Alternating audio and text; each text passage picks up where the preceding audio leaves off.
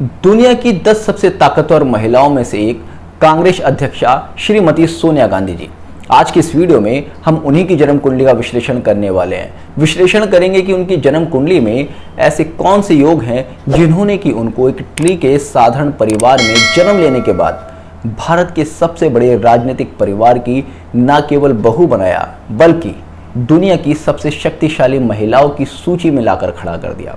ऐसे कौन से राजयोग उनकी जन्म कुंडली में थे जिन्होंने कि उनको इतनी अद्भुत नेतृत्व क्षमता प्रदान की कि अपने पति और अपनी सास की मृत्यु के बाद उन्होंने कांग्रेस पार्टी को एक मजबूती प्रदान की और कांग्रेस के अस्तित्व को बचा कर रखा।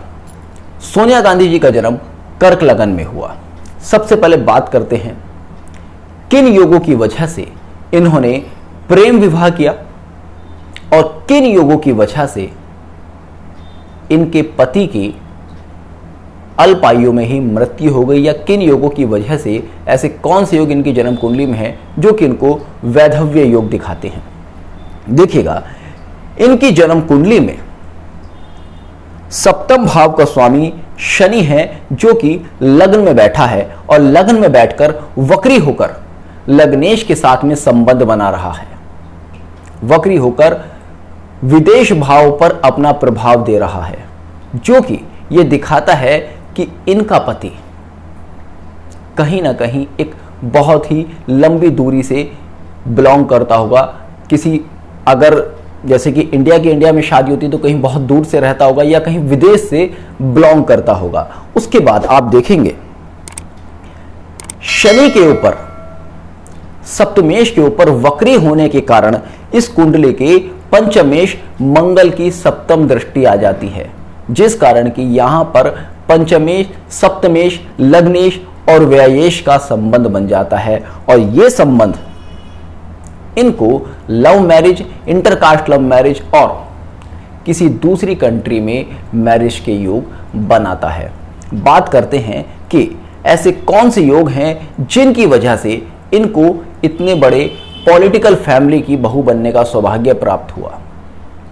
देखिएगा, किसी भी स्त्री के लिए उसकी कुंडली का मंगल सबसे ज्यादा महत्वपूर्ण ग्रह है, क्योंकि नाड़ी ज्योतिष के नियमानुसार मंगल किसी भी स्त्री का पति है। अब मंगल पर जैसे प्रभाव होंगे वैसा ही किसी स्त्री का पति होगा और वैसा ही उसको एक ससुराल मिलने के चांसेस होते हैं। अगर आप इस जन्म कुंडली में देखेंगे तो मंगल छठे भाव में बैठा है और लग्नेश की सप्तम दृष्टि मंगल के ऊपर है। छठे भाव में बैठकर मंगल जो है एक एडमिनिस्ट्रेटिव और एक कॉम्पिटिटिव पर्सनालिटी लेकर बैठा है और लग्नेश की दृष्टि के कारण वो जो पर्सनालिटीज हैं वो अपने आप में काफी ज्यादा बढ़ रही हैं। और साथ ही साथ आप देखेंगे छठे भाव में जो राशि है वो मंगल की मित्र राशि है, धनु राशि है। धनु राशि में मंगल का अग्नि तत्व अपने आप में बढ़ जाता है और छठे भाव में क्योंकि मंगल एक पाप ग्रह है तो ऐसे में मंगल की शक्ति बढ़ जाती है, जो कि दिखाता है कि पति का जो स्टेटस है वो एक रॉयल स्टेटस है। पति का जो फैमिली बैकग्राउंड है वो एक बहुत ही बढ़िया फैमिली बैकग्राउंड है। उसके और भी रीजंस है। देखेंगे आप इस कुंडली के 12 भाव में सूर्य बैठा है जो कि मंगल की ही राशि में है। मंगल से 12 भाव में, मंगल से 12 भाव में सूर्य है मंगल की राशि में। नाड़ी ज्योतिष का नियम है, आपको जब भी किसी ग्रह को एनालिसिस करना होता है तो आप उस ग्रह को लगन बना लीजिएगा। जैसे कि मैंने यहाँ पर मंगल को लगन बनाया तो मंगल से 12 भाव में जो राशि आई वो वृश्चिक राशि आती है और वृश्चिक राशि का स्वामी खुद से मंगल है और मंगल के घर में कौन बैठा है? सूर्य बैठा है, केतु बैठा है। और सूर्य और केतु का योग क्या बनाता है? सूर्य केतु का योग ध्वज योग बनाता है। और ये ध्वज योग पति के घर में बैठा है, यानी कि पति का जो घर है वहां पर सूर्य और केतु जैसे यानी कि पॉलिटिकल स्टेटस वाले लोग रहते हैं। उसके बाद आप देखेंगे इस कुंडली में चतुर्थ भाव में मंगल के लाभ भाव में गुरु और शुक्र बैठे हैं। जब भी किसी ग्रह के लाभ भाव में मित्र ग्रह और शुभ ग्रह बैठ जाए तो ऐसे में ग्रह की स्ट्रेंथ बहुत ज़्यादा बढ़ जाती है, उसका स्टेटस बहुत ज़्यादा बढ़ जाता है। तो मंगल के लाभ भाव में गुरु और शुक्र, दैत्य गुरु और देव गुरु दोनों का बैठना ये दिखाता है कि पति का जो स्टेटस है वो बहुत ही ज़्यादा हाई है। उसके बाद हम पाराशरी ज्योतिष के नियम अनुसार देखते हैं। पाराशरी ज्योतिष के नियम अनुसार सप्तम भाव स्पाउस का भाव है और सप्तम से चतुर्थ भाव स्पाउस का घर, यानी कि सोनिया गांधी जी की ससुराल है। तो सोनिया गांधी जी की ससुराल का जो कारक ग्रह है, जो दसम भाव का स्वामी है, वो है मंगल। वो अपने से नवम भाव में बैठा है और बैठा कहाँ पर है? इस कुंडली के छठे भाव में, धनु राशि में। तो दसम भाव का स्वामी यानी ससुराल का जो कारक ग्रह यहाँ इस कुंडली में मंगल है, वो काफी स्ट्रांग हो जाता है और दसम भाव में जो दृष्टि है वो गुरु और शुक्र की है, केंद्र से दृष्टि है। तो ऐसे में दसम भाव अर्थात पति का जो घर है वो यहां पर बहुत ही ज्यादा रॉयल स्टेटस वाला और बहुत ही ज्यादा सुदृढ़ हो जाता है। अब प्रश्न उठता है कि अगर इस कुंडली में मंगल इतना ज़्यादा बली है तो फिर इनको वैधव्य योग का सामना क्यों करना पड़ा? इस कुंडली में वैधव्य योग क्यों है? देखिएगा, मंगल की अपनी स्ट्रेंथ और पति के हिसाब से मंगल की स्ट्रेंथ दोनों में फर्क है। मंगल जिस राशि में बैठा है, जिस भाव में बैठा है, वहां पर मंगल का अपना स्टेटस दिखाता है, किंतु मंगल की जो लाइफ है वो दिखाएगा मंगल के इंडिविजुअल प्रोग्रेस। आप देखेंगे इस कुंडली में मंगल के 12 भाव में केतु बैठा है और मंगल से अगले 5 भाव खाली हैं और मंगल से छठे भाव में राहु बैठा है। मंगल से राहु तक कोई भी ग्रह नहीं है। तो ऐसे में मंगल के लिए यहां पर राहु केतु एक्सिस बन जाता है और मंगल के लिए यहां पर राहु केतु एक्सिस इस तरह से बनना मंगल अर्थात पति की आयु को छीण कर रहा है। उसके बाद आप देखेंगे सप्तमेश इस कुंडली में अपने शत्रु ग्रहों के बीच में है। सप्तमेश से 12 भाव में चंद्र बैठा है। वो हालांकि इस कुंडली का लग्नेश है, किंतु नैसर्गिक रूप से इनके बीच में कहीं ना कहीं कुछ ना कुछ शत्रुता है। और उसके बाद आप देखेंगे शनि के त्रिकोण में केतु बैठा है। केतु शनि का परम शत्रु ग्रह कहा गया है आयु के मामले में स्पेशली। तो सप्तमेश पर केतु का प्रभाव है अर्थात सप्तमेश की आयु को कम कर रहा है। मंगल पर राहु केतु का एक्सिस बन रहा है तो वो पति की आयु को कम कर रहा है, जो कि दिखाता है कि इस कुंडली में एक वैधव्य योग बनता है या संबंध विच्छेद का योग बनता है या फिर पति से सेपरेशन का योग बनता है। वो सेपरेशन किसी भी तरह से हो सकता है। अब बात करते हैं कि इस कुंडली में ऐसे कौन से योग हैं जो कि इनको एक अद्भुत नेतृत्व क्षमता प्रदान करते हैं और इस कुंडली में ऐसे कौन से योग हैं जो कि इनको इतनी पावर प्रदान करते हैं। राजीव गांधी जी की डेथ के बाद, इंदिरा गांधी जी की डेथ के बाद सोनिया गांधी जी के लिए कांग्रेस को संभालना बिल्कुल भी इजी नहीं था, क्योंकि सोनिया गांधी जी इटली से थी, एक उस देश से, उस संस्कृति से जो कि भारत से, भारत के लोगों से बिल्कुल भिन्न है। एक ऐसी लेडी जिसको कि ना राजनीति की समझ थी, ना जिस देश में वो रहती हैं, जिस देश पर वो रूल करने वाली हैं, जिस देश की प्रजा को वो संबोधित करने वाली हैं, उस देश की भाषा का ज्ञान था, उस देश की लोगों का धर्म का ज्ञान था, ना ही उस देश के लोगों की भावनाओं का ज्ञान था। किंतु फिर भी उन्होंने बहुत अच्छे से सब कुछ मैनेज किया, राजनीतिक नीतियाँ बनाई, काफ़ी कुछ अपने आप में चेंज किया और काफ़ी कुछ सीखा। तो ये सब एक असाधारण क्षमता का जीता जागता उदाहरण है। और उस स्थिति में जबकि सोनिया गांधी जी को एक विदेशी महिला होने के नाते अपने जीवन में पग पग पर अनेकों विरोधों का सामना करना पड़ा, उनके लिए ना जाने कैसे कैसे शब्दों का यूज किया गया, किंतु फिर भी वो अडिग रही। नारी ज्योतिष में शुक्र को स्त्री कारक ग्रह माना गया है और शुक्र आप देखेंगे यहां पर तुला राशि में बैठा है, अपनी ही राशि में बैठा है और अपनी ही राशि में बैठकर कोई भी ग्रह बहुत ज़्यादा बली हो जाता है। और साथ ही साथ शुक्र के साथ में जो ग्रह यहाँ बैठा है वो बैठा है गुरु।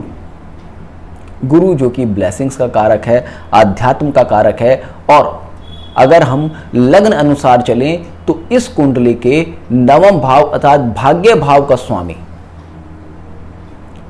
शुक्र अर्थात जीव कारक ग्रह के साथ बैठा है, तो दिखाता है कि इस लेडी में नेतृत्व करने की, चीज़ों को समझने की अद्भुत क्षमता है। क्योंकि नवम भाव जो दिखाता है वो आपकी हायर स्टडीज़ को दिखाता है।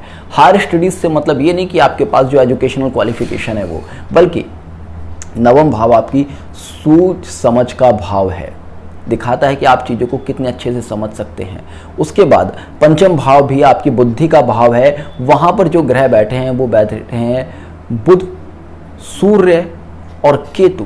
बुध और केतु का जब भी किसी कुंडली में योग होता है तो ऐसे ही लोग चीज़ों को एनालिसिस करने में, उनको समझने में बहुत ज़्यादा एक्सपर्ट होते हैं। और यहाँ तो पंचम भाव बुद्धि के भाव में ये योग बन रहा है, तो यानी कि जो आपकी बुद्धि है वो आपको चीज़ों की बाल की खाल निकालने की क्षमता देती है, एक अच्छी नेतृत्व क्षमता देती है और आपको एक वाक्पटुता देती है।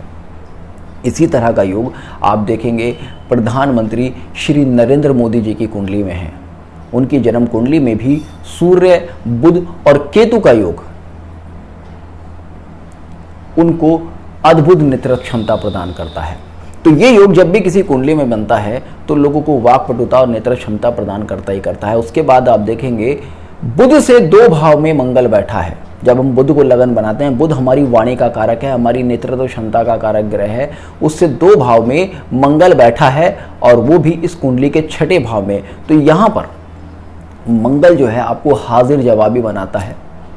मंगल आपको तर्क शक्ति प्रदान करता है, लॉजिकल पावर प्रदान करता है। जब भी किसी व्यक्ति के बुध के ऊपर मंगल का प्रभाव आता है तो वो कहीं ना कहीं उसको लॉजिकल स्ट्रांग बनाता है, किंतु उसको एजुकेशनल क्वालिफिकेशन में प्रॉब्लम देता है। वो बहुत अच्छे से कई बार अपनी एजुकेशनल क्वालिफिकेशन को कंप्लीट नहीं कर पाते। तो शुक्र के साथ गुरु का बैठना, पंचम भाव में सूर्य बुध केतु की युति होना, इस कुंडली में मेन फैक्टर हैं जो कि इनको एक अद्भुत नेतृत्व क्षमता वाली लेडी बनाते हैं। अब बात करते हैं, नेतृत्व क्षमता तो है किंतु सफलता किन ग्रहों ने दी। देखिएगा इस कुंडली में शुक्र चतुर्थ भाव में मालवीय योग में बैठा है, जो कि इनको धन संपदा प्रदान कर रहा है। और इनके 10वें भाव पर शुक्र की दृष्टि है, गुरु की दृष्टि है, इस कुंडली के चतुर्थेश और इस कुंडली के नवमेश की दृष्टि है। तो ऐसे में इनका 10वां भाव अपने आप में बहुत ज़्यादा स्ट्रांग हो जाता है। और 10वें भाव के स्वामी का संबंध 6 भाव से बनना इनको राजनीतिक सफलता प्रदान करता है। साथ ही साथ आप देखेंगे इस कुंडली में जो शनि कर्म कारक ग्रह है वो लगन में बैठा है और लगन में बैठकर अपने त्रिकोण में सूर्य का प्रभाव लेता है और सूर्य का प्रभाव शनि पर आना आपको राजनीतिक सफलता प्रदान करता है। साथ ही साथ ध्वज योग जो पंचम भाव में बन रहा है वो आपके प्रोफेशन कारक ग्रह शनि के ऊपर प्रभाव देता है, जिस कारण कि इनको अपने प्रोफेशन में, अपने कर्म क्षेत्र में मान सम्मान और सफलता मिलती है।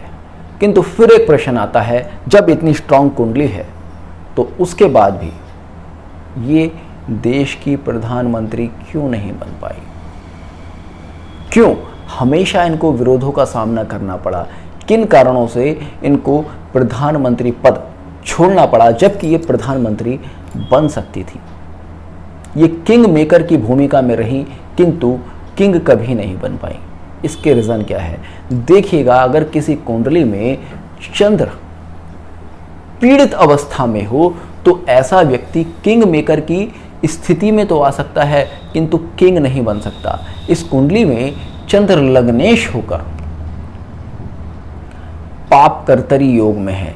चंद्र के एक तरफ राहु है और एक तरफ शनि है जो कि इनको अथॉरिटी, पावर, नेतृत्व क्षमता सब कुछ होने के बाद भी प्रधानमंत्री पद पर पहुंचने नहीं देता, क्योंकि अगर किसी व्यक्ति का चंद्र पीड़ित हो तो कहीं ना कहीं ऐसे व्यक्ति को विरोधों का बहुत ज़्यादा सामना करना पड़ता है।